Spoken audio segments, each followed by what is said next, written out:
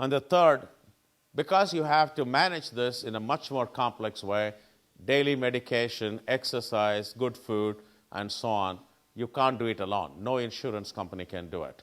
So we have to create a whole infrastructure in order to do it. So what now you can do as a consumer of this product in India, I can come through any channel of my choice.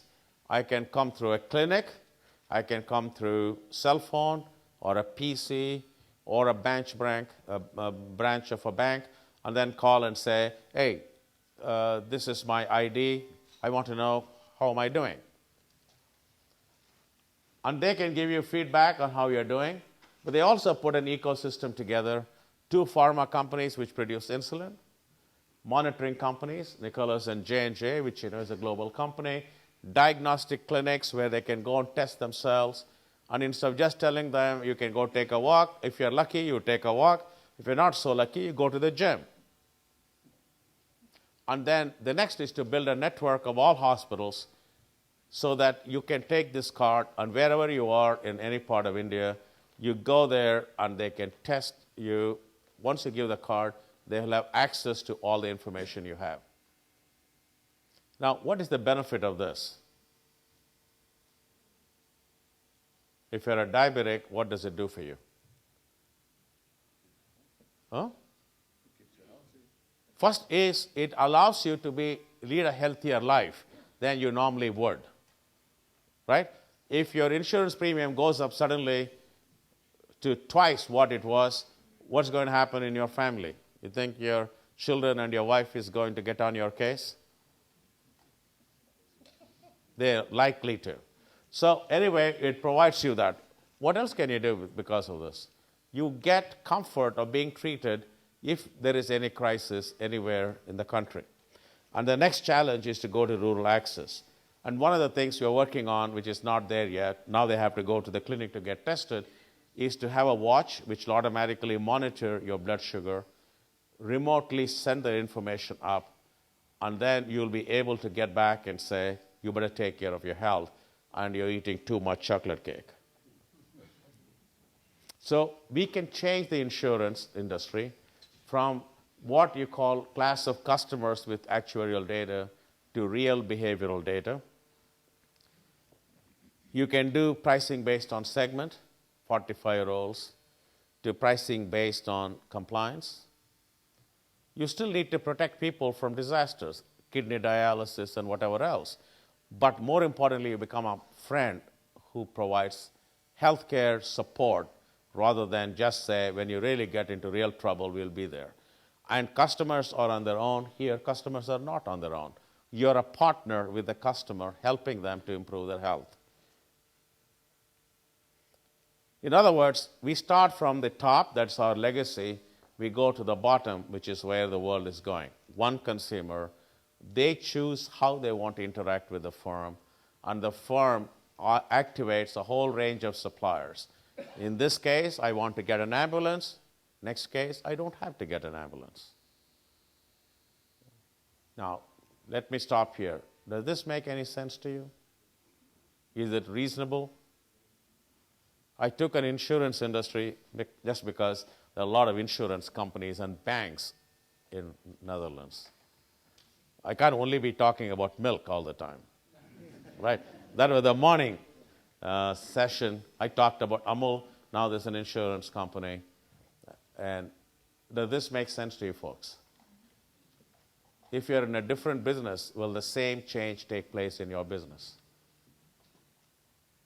Or your business is special, it won't happen? Or more important question is, are you ready to make this change yourself?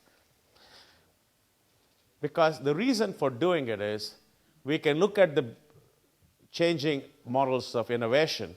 If you look at where the competence is or knowledge base is, you can start with a business unit. Or you can start with a portfolio of businesses inside a company, and that was the core competence idea. Sometimes I have to remind myself, core competence is a 1990 paper, 20 years old. Maybe still valid, but 20 years old. Now you get not only from inside the corporation, but also from suppliers, and also from critical customers. Now, if you see this from a business unit to the corporation to the extended supply network and to consumer base, is it a good news or bad news for you as a strategist? Do you have more resources now or less? What do you think? Certainly more. If you go from product to solutions to experiences, and that is where the value is, going back to Build-A-Bear, you can put the two together and then you get something very interesting. I can look at the locus of resources or competence and locus of innovation. The locus of innovation could be product, solutions, or experiences. Locus of competence could be the corporation, the extended network of suppliers, and the extended network of suppliers and consumers. I like to pose the question, do most of us operate in the red or dark green?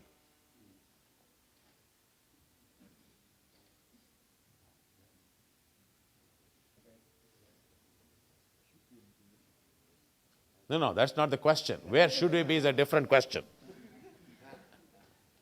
Where we are is a more important question. Where would you like to be? That's the second question. Because if you're in the dark green, that doesn't mean you don't have anything physical. You still have a bear. You still have a pacemaker.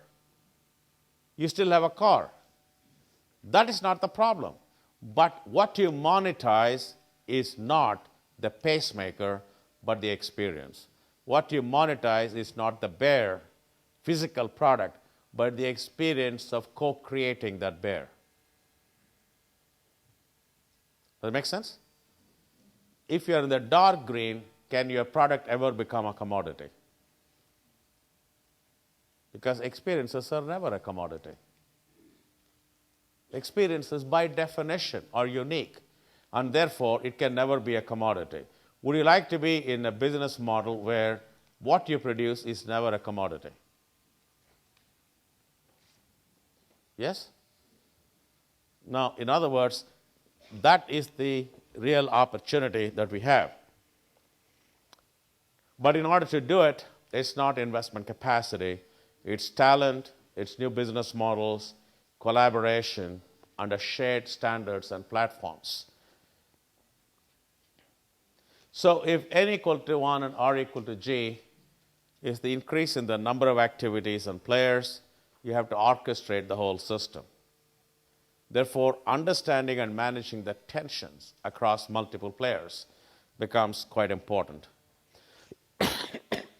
Therefore, how do you create a new managerial mindset, new systems, new measurements, and new access to talent?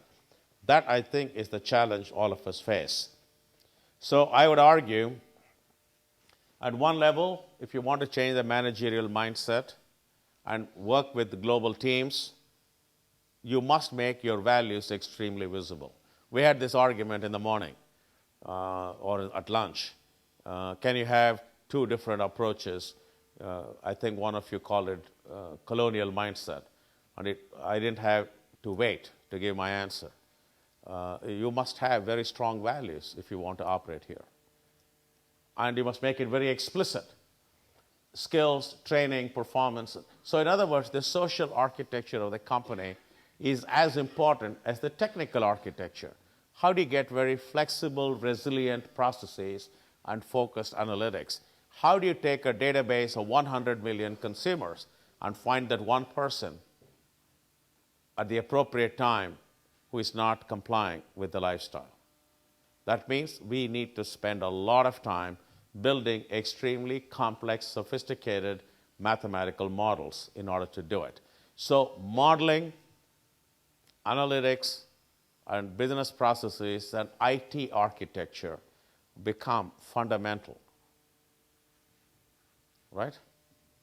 So, which is quite different because a lot of times we assume competitive advantage is coming from capital, access to technology, access to raw materials, maybe, but increasingly I'm saying it is coming from access to talent and access to resilient business processes and analytics, which is sort of very different starting point. So I believe efficiency and innovation will